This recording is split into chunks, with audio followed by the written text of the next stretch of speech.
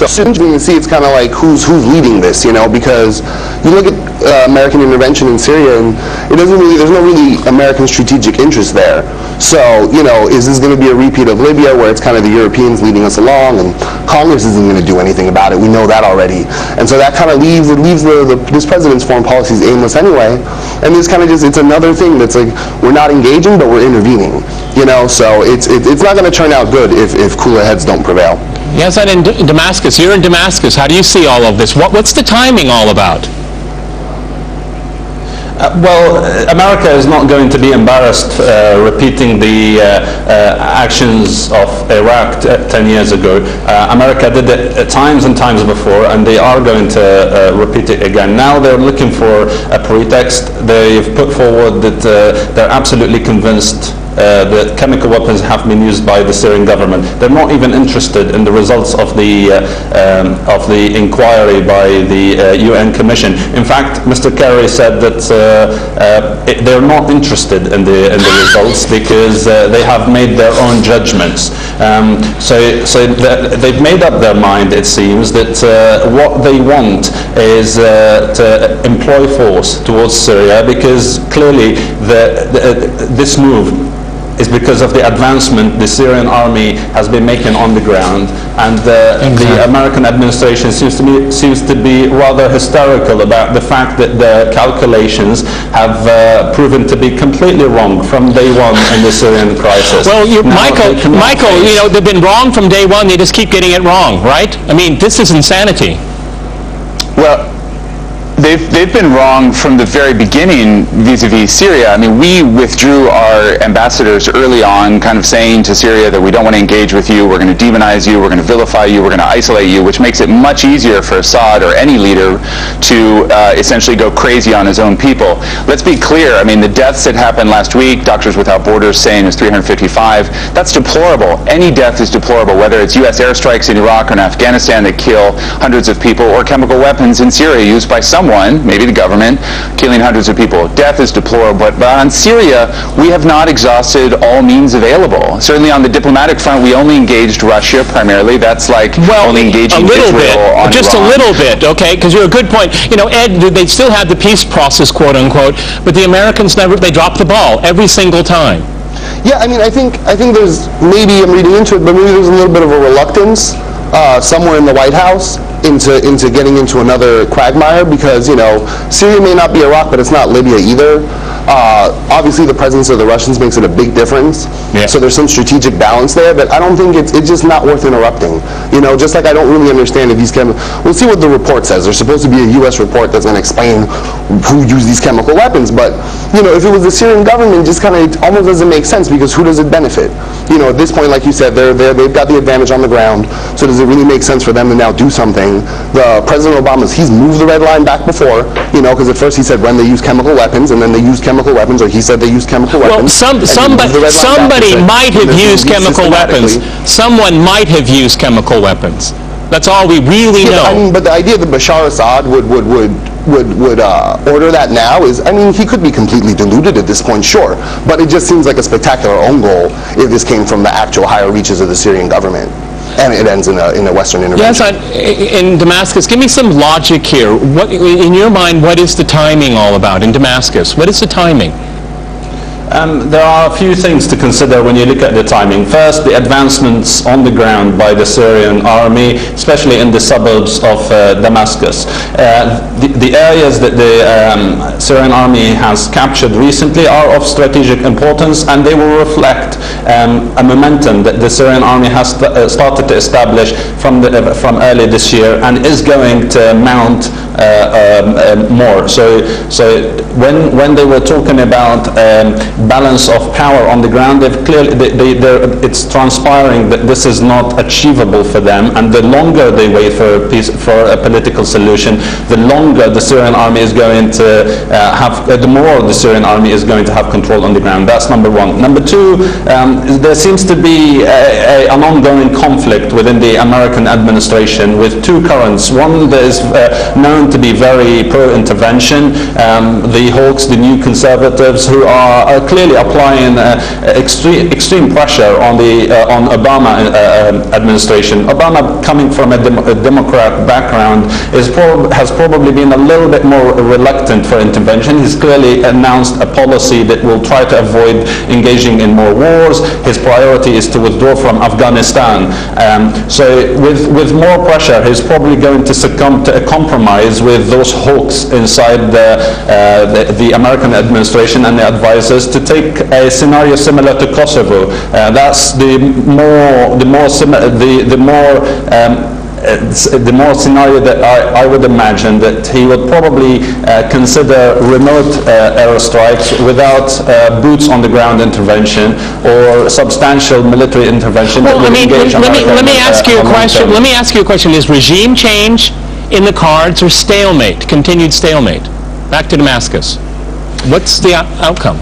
Well, I mean, when you're facing a major power like the United States with a coalition of countries such as the United Kingdom and France and many other regional players, then of course airstrikes by a coalition from these countries would probably affect the balance on the ground and would probably eventually lead to perhaps a change in the stalemate, if that's what they're trying to achieve. However, that comes at the cost of destroying the Syrian state and the Syrian army.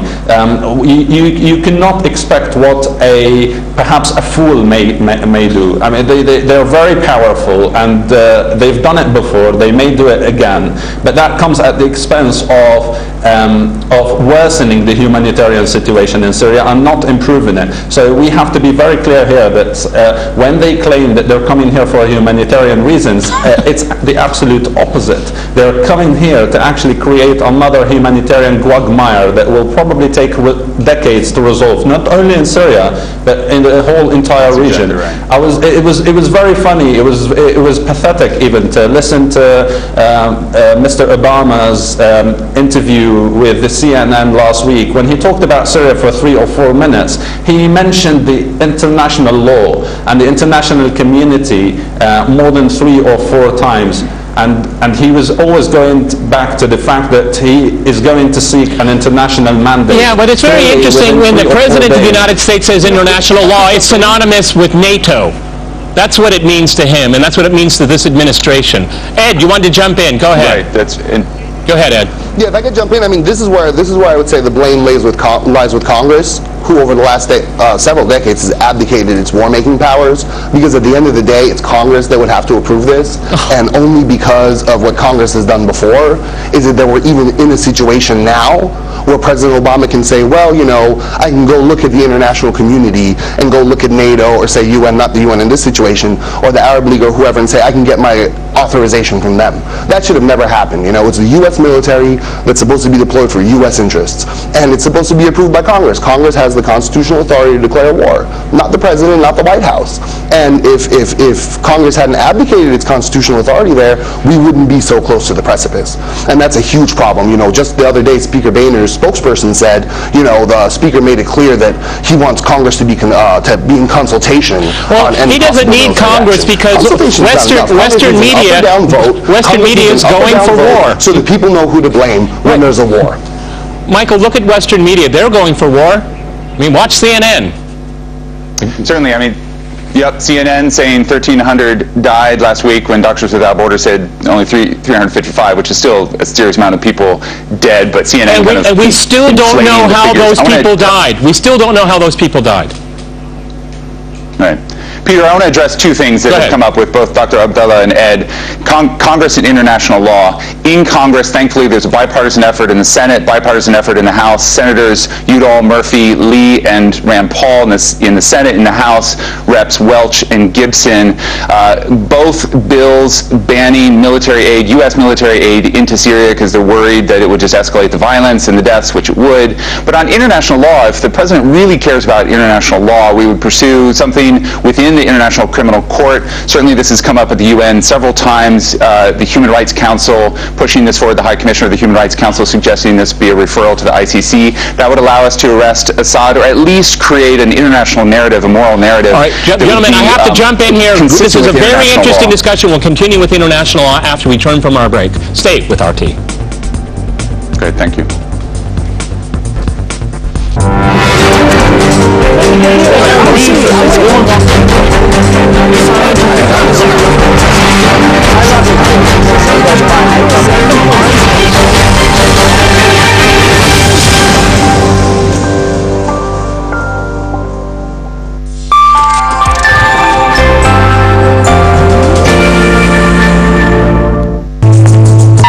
The interview for tomorrow is confirmed. 10 a.m. A global solution to a global problem.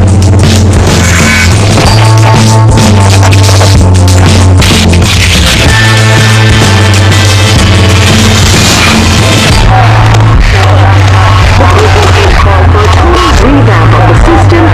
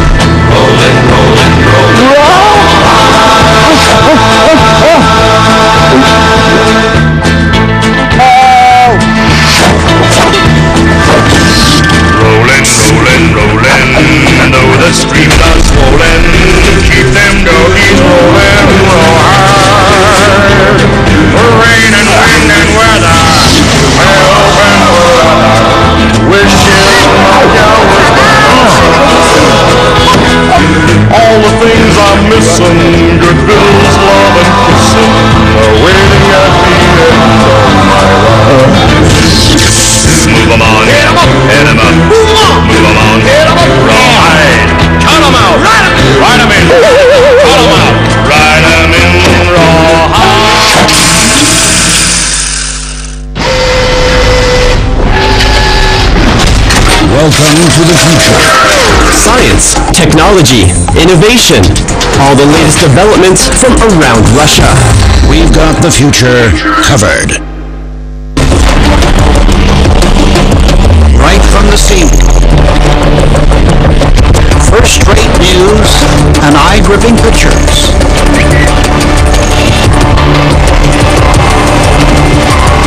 On our reporters' Twitter and Instagram.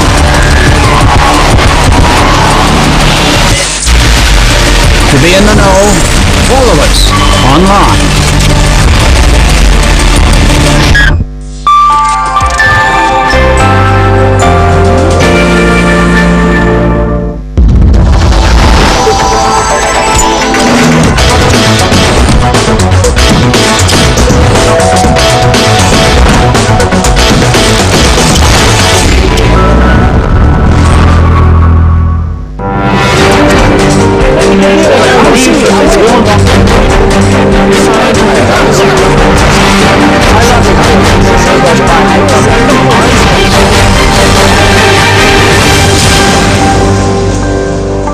Welcome back to Crosstalk, where all things are considered. I'm Peter Lavelle. To remind you, we're discussing a possible Western strike against Syria.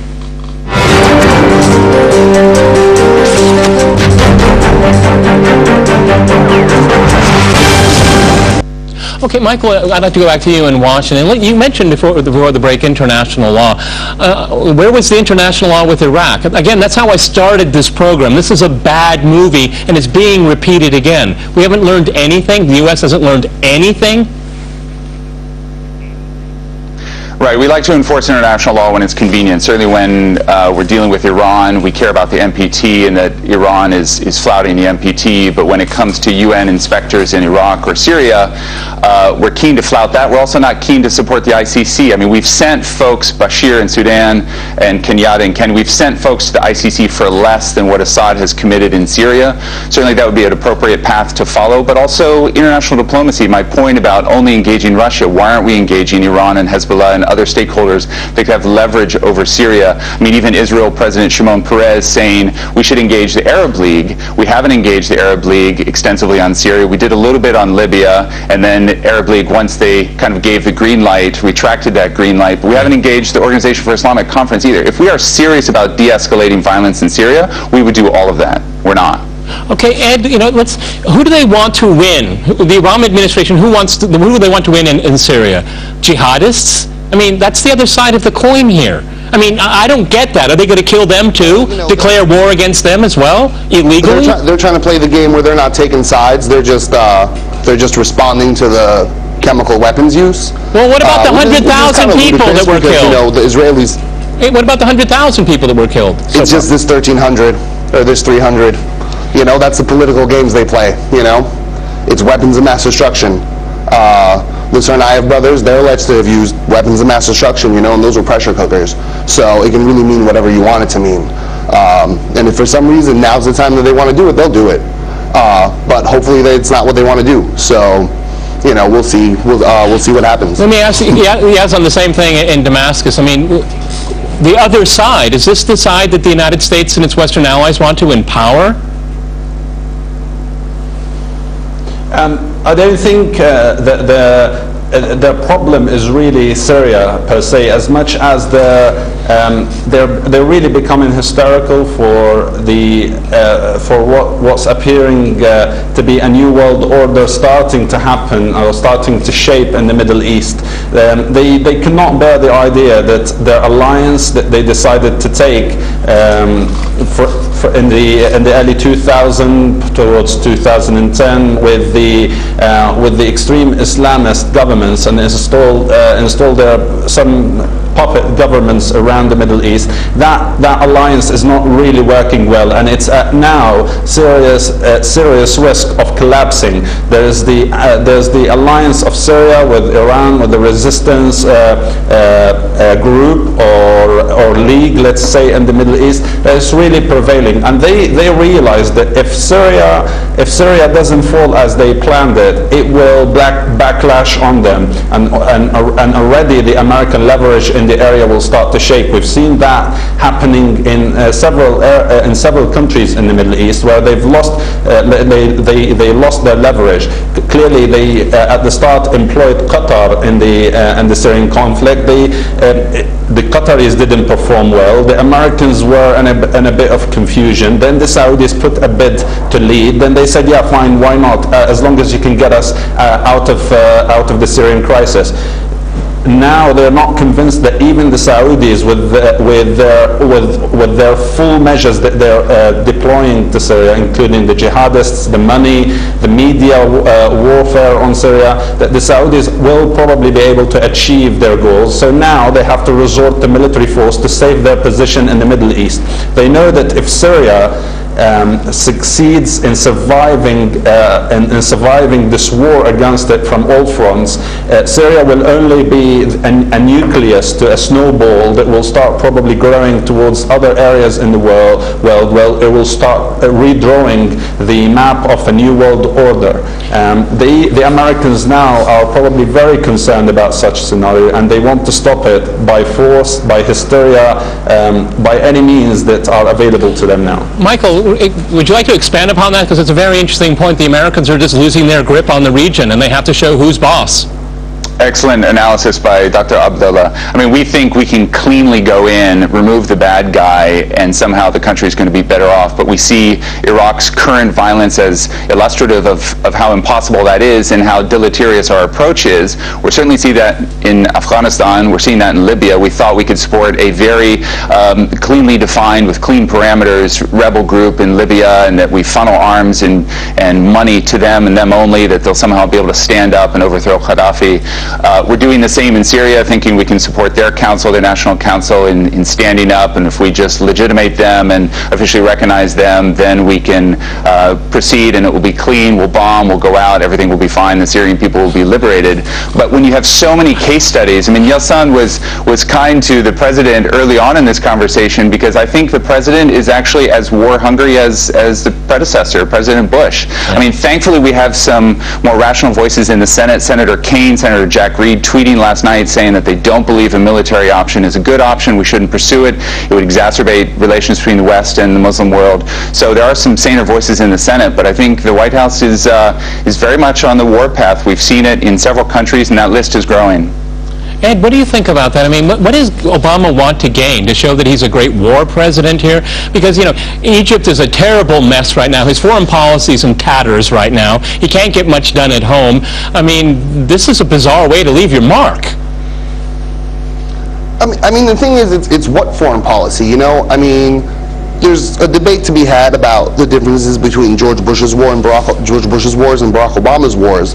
But, you know, right or wrong, George Bush, there was a certain kind of understanding of this kind of purpose, you know, and it may have been weird and off and wrong and destructive, but there was this idea of, like, this is the purpose of American foreign policy. We're going to make Iraq believe what we want them to believe. We're going to make Afghanistan believe what we want them to believe.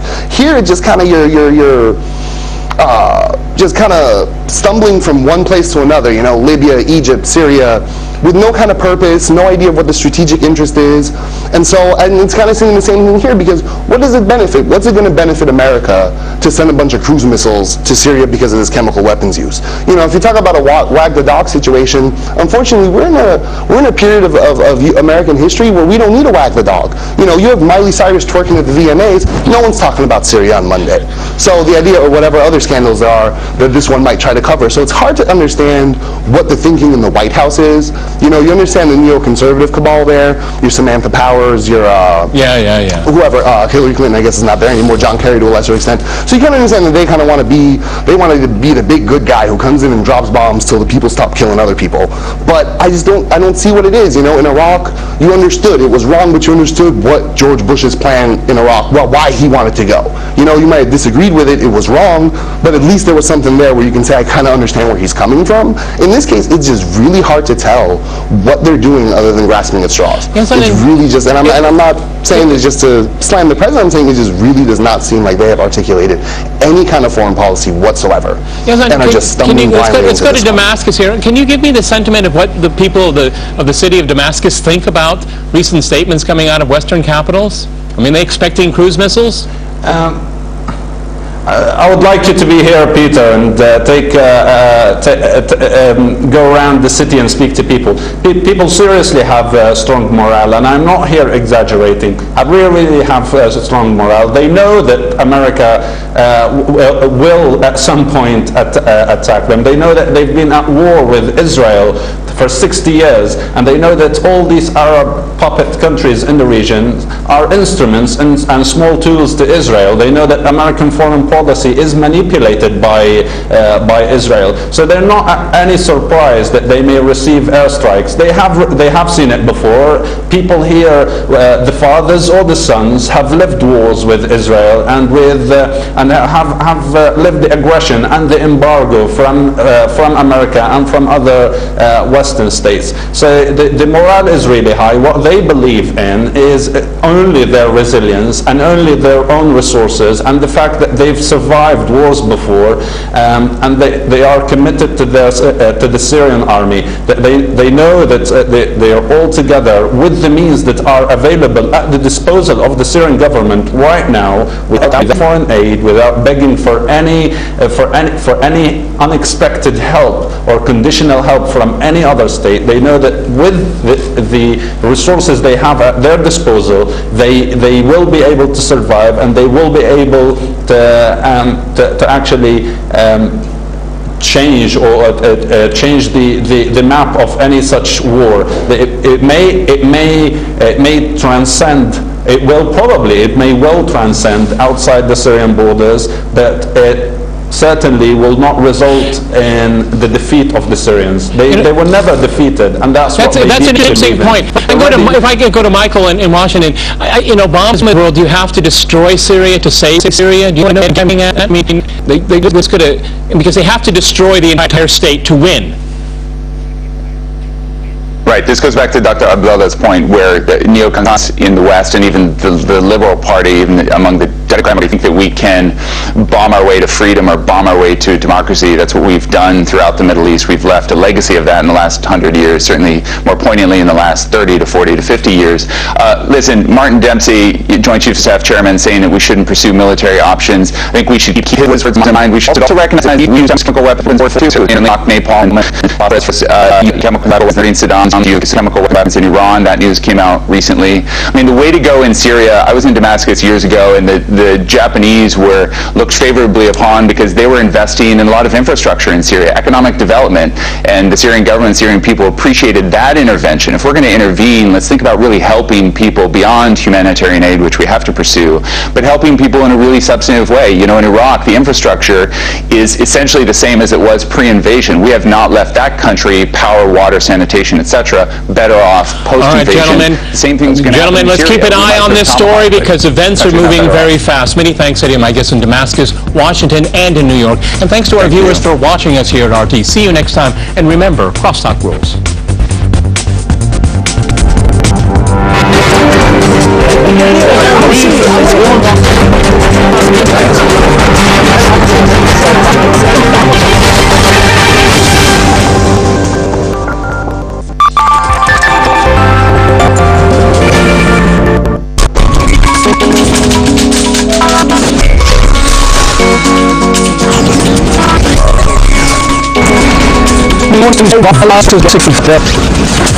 These are the images of global investment. I am preparing to move together.